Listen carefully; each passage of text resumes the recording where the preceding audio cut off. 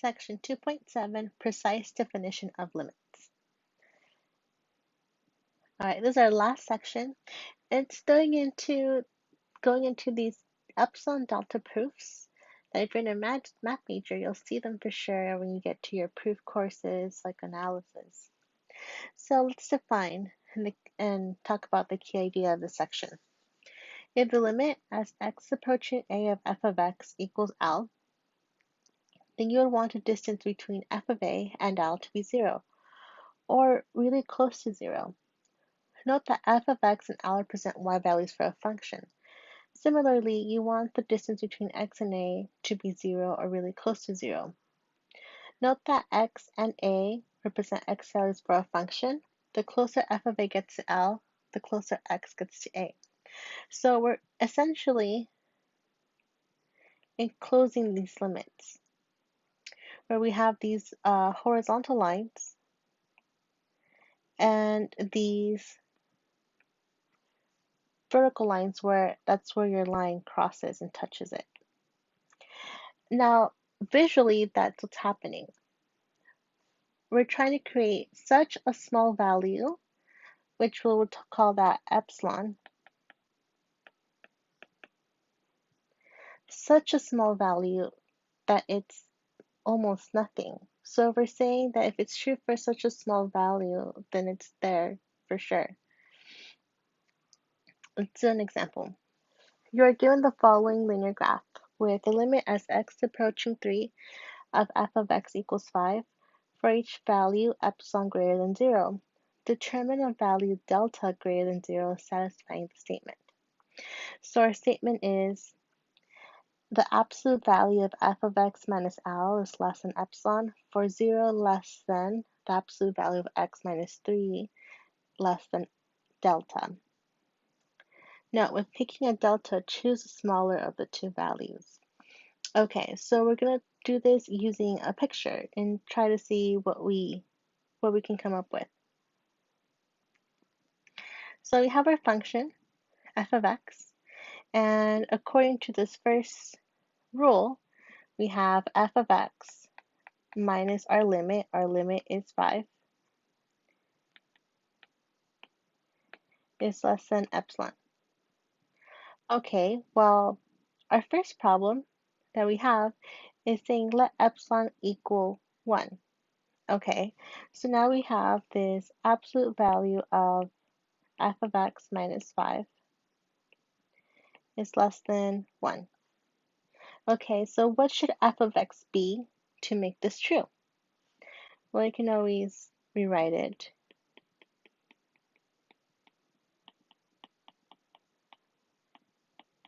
Right, you have a compound inequality. What would have to be true? I forgot the 5 there. F of x minus 5 is greater than negative 1. What would f of x have to be to make this true? So f of x would have to be 6. And this one, to make this true, f of x would have to be 4, right? This creates these lines at y equals 6 and y equals 4. Okay, so let's draw our vertical lines at 6 and at 4. So we go here, draw a line at 6, and then draw a line at, oh, that's not 6. 6 is right here. At 6 and at 4. Okay, we see our line, that darker line, that's our line. Okay, now we want to pick out points where it crosses our line to finish off our box. So we have that our line crosses at these values. What are those x's? So we have the point here where x is 5, and we have that point there where x is 1.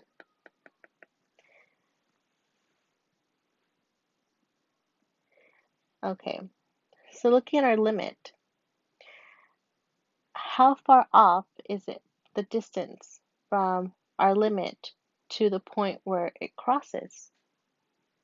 Well, if epsilon is 1, we're seeing that there's a distance of 2.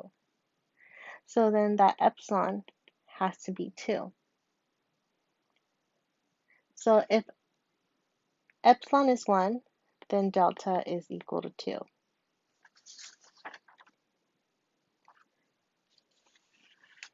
So that delta is bounded between 0 is less than or equal, or less than delta, less than or equal to 2.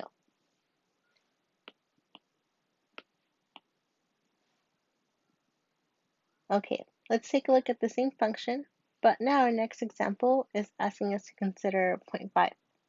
So we don't really have the value of a function, we just have that picture for it, right? So same idea, we're going to use our definition. F of x minus your limit is less than your epsilon. You would typically write epsilon, but here it's telling us to work with 0.5.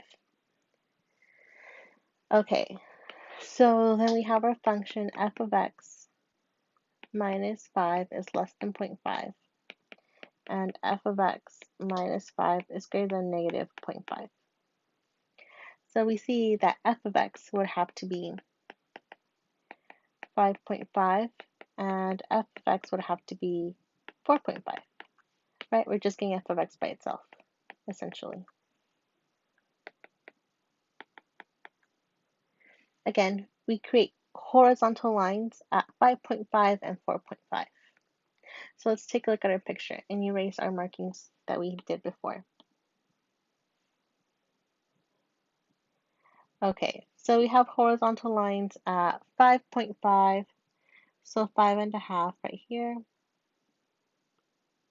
and another horizontal line at 4.5, so 4.5, so right here. So we see that our x's are at 2 and at 4, and their distance from our limit, which is at x is approaching 3, they're a distance of 1. So our epsilon has to be between 0 and 1. So we would say that 0 is less than epsilon, less than or equal to 1. We see that when the y values, when epsilon is 0.5 units away from x, delta is 1 unit away from each other, from our picture. Okay, this is our definition of a limit of a function. Assume f of x is defined for all x in some open interval containing a, except possibly at a. We say the limit of x as x approaching a is L. Written, the limit as x approaching a of f of x equals L. If for any number epsilon greater than 0, there's a corresponding delta greater than 0, such that f of x minus your limit, the absolute value of f of x minus L, is less than epsilon whenever 0 is less than x minus a less than epsilon. Okay, we're going to use our picture again. And this time we're also given the value for e. Let's skip e, part b. Okay, next example. Finding delta for a given e using a graphing utility. Let f of x equal x to the third power minus 6x squared plus 12x minus 5, and demonstrate that the limit as x approaching 2 of f of x equals 3 as follows. For the following values of epsilon, use a graphing utility to find where delta is greater than 0, such that f of x minus 3 is less than epsilon whenever 0 is less than the absolute value of x minus 2 less than delta. Okay, so we're going to use a graphing utility. I have this typed in Desmos. So here we have our function x cubed minus 6x plus 12x minus 5. And if we let epsilon equal to 1, we get the two horizontal lines enclosing our value at y equals 4 and y equals 2. And then we're left to see where it crosses. We see that it crosses at that first point in green. It matches the red line. It crosses at 1. And then the blue line and the red line cross at 3. And we see for our limit as x is approaching, we have a limit of 2. as x approaching 2, they're both a distance of 1 from 2. Can I write this down? So we have this point here, 1, 2, and we have this point here, 3, 4. With that said, we see that since it has a difference of 1, right? We had the value, we had 1 and 3. As x approaching 2, they have a distance of 1. We'd say that 0 is less than delta less than or equal to 1. And that's how you can visually do it using a graphing utility. All right, what about when we don't have a graphing utility? Steps for providing that the limit as x is approaching a of f of x equals L. First, you want to find delta. Let epsilon be an arbitrary positive number. Use inequality f of x is less than L less than epsilon to find a condition of the form x minus a less than delta, where delta depends only on the value of epsilon. Write a proof. For every epsilon greater than 0, assume 0 is less than or equal to the absolute value of x minus a less than delta, and use the relationship between delta and epsilon found in step 1 to prove that f of x minus L is less than epsilon. Okay, so this is a helpful note. In quadratic proofs, you typically need to let delta equal the minimum between 1 and a number. This will be whatever you have for epsilon, whatever you end up defining that epsilon for. The key to this proof is to find the correct delta value in terms of epsilon, then prove the second part to obtain that it's less than epsilon at the end. Okay, let's do this example. We have a limit as x is approaching 4 of 4x minus 15 equal 1. Use a precise definition of a limit. Okay, so our goal is to find delta in terms of epsilon. So we're going to want at the end something like 0 is less than epsilon and then whatever delta argument we want. Okay, so let's write these two inequalities, or because it's linear, we can get away with one. So that we have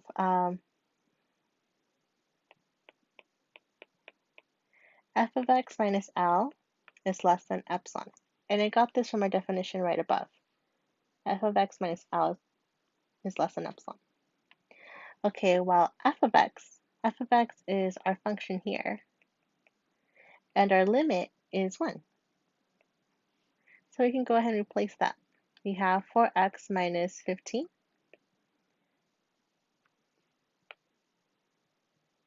minus 1 is less than epsilon. Okay, we can go ahead and combine like terms so that I have 4x minus 16 is less than epsilon. We can factor the 4 so that we have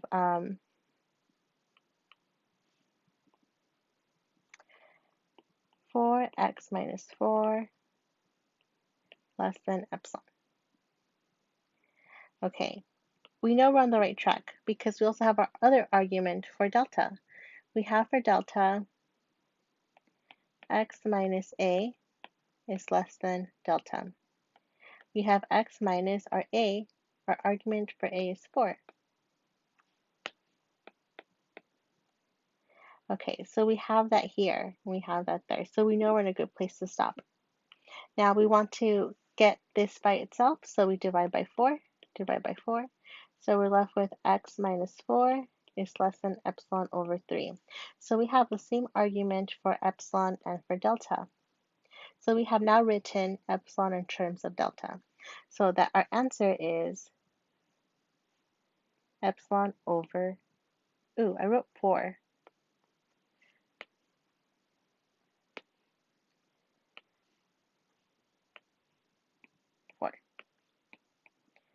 I don't know where that 3 came from.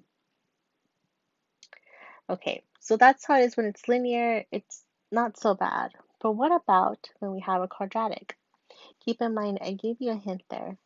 to write this statement that will help you find your delta in terms of epsilon. Okay, so next example.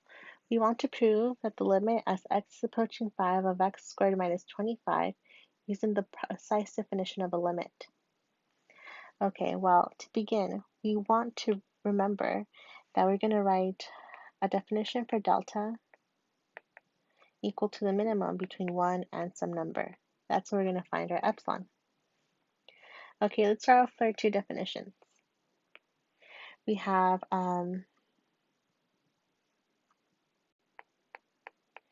f of x minus your L is less than epsilon. And our other argument is in terms of delta. We have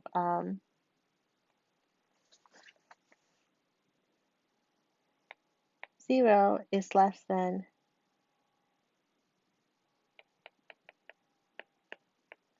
x minus a less than delta. Okay, so let's fill this out. Let's start right here. So we have the absolute value of f of x. Our f of x is x squared. So we have x squared minus our L. Our L is 25. Is less than epsilon. Okay, in our other argument, we have 0 is less than x minus our a is 5, minus delta. Okay, well, we can go ahead and factor this part right here so that we have the absolute value of x plus 5 times x minus 5 is less than epsilon. Okay, so that we have x plus 5 and x minus 5 is less than epsilon. Okay, well, we have something really close, right? We have that x minus 5. So let's try to get that x minus 5 and write it in terms of x plus 5 so that we can kind of replace it in a sense. Okay, use a different color because we're going to create another inequality. So we said that we're binding delta between 1 and an epsilon, and that's what we're going to find. That's what we don't know what it is.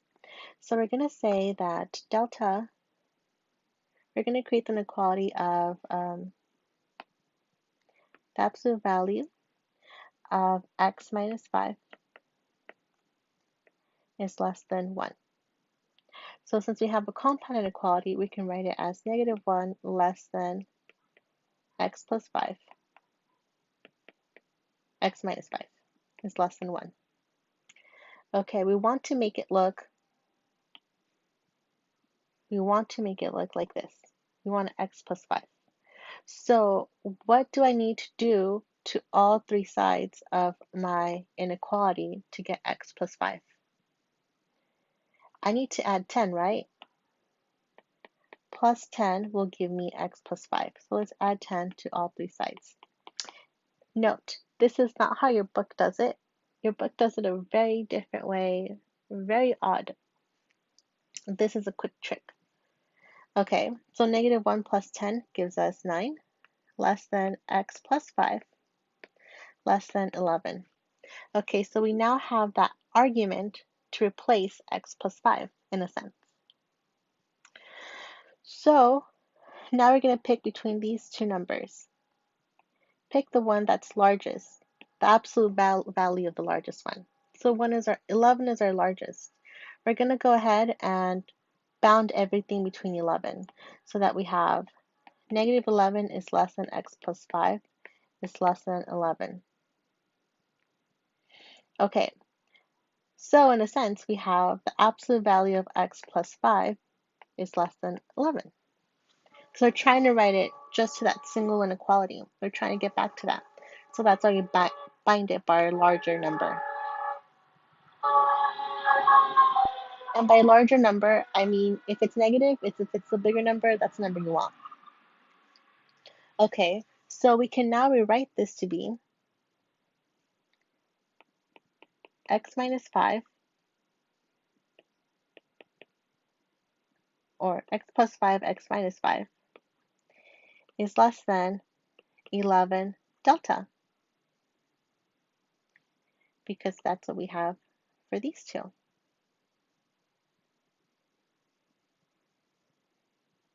Now we want to find delta in terms of epsilon. So keep in mind that 11 times epsilon over 11, that gives us epsilon, so that's what we want. We want epsilon over 11. So our answer, our value delta, is the minimum between 1 and epsilon over 11. Let's do it one more time.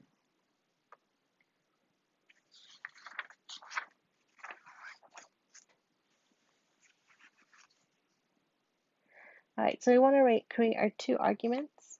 We have f of x minus L is less than epsilon, and then we have the same thing for delta. 0 is less than x minus a, absolute value less than delta. Okay, so we have our function, our f of x, and we have our limit, and this is our a. So we have all those values that we're going to input. So first we have the absolute value of f of x, which is x squared plus 3x, minus our limit, minus 10, is less than epsilon. And we also have that 0 is less than x minus 2 less than epsilon. Remember, because we have a quadratic, we want the value of epsilon to be 1 in some number. And that's what we're going to find. We're going to find that epsilon value.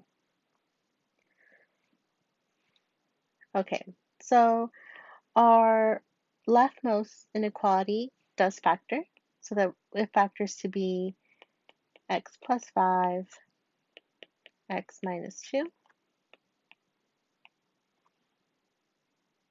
so that we have x plus 5, x minus 2.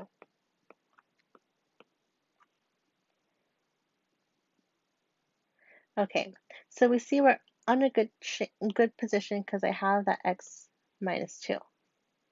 Okay, now I want to make that look like our other one, x minus 5. So let's go ahead here and bind that between 1, so that I have 1 is less than, negative 1 is less than x minus 2 less than 1.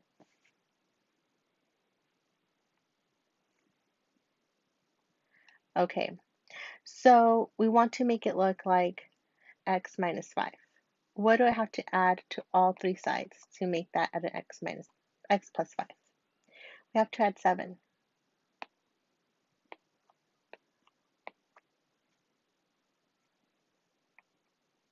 So after I do that, I'm left with 6 is less than x plus 5 is less than 8. So our trick here, and again, this is not how your book says it, you want to look at the number that's biggest and then bind that inequality. So 8 is our bigger number. Even if it were negative 8, I'm just looking for quantity-wise, the absolute value of the biggest number, I guess you can say. So I want to bind it with negative 8. So I have the absolute value of x minus 5 is less than 8. So then I can take these two along with this one to have x plus 5 times the absolute value of x minus 2 is less than, we have 8 delta. Okay, so we want epsilon. What do I need to multiply 8 by to get delta? Not delta, epsilon. That would be delta over 8. So our answer would be between 1 and delta over 8, which is a super small value. That's the idea. We're trying to close the limit into a very small value. All right, that's it for the section. You'll see this again when you're like in between your math bachelors again. And when you see them, kind of go back to your notes so you can remember how you do these or the idea of them. For this section, I didn't like the homework that my math lab offered. It was really tedious, so there's no homework for this section. Enjoy!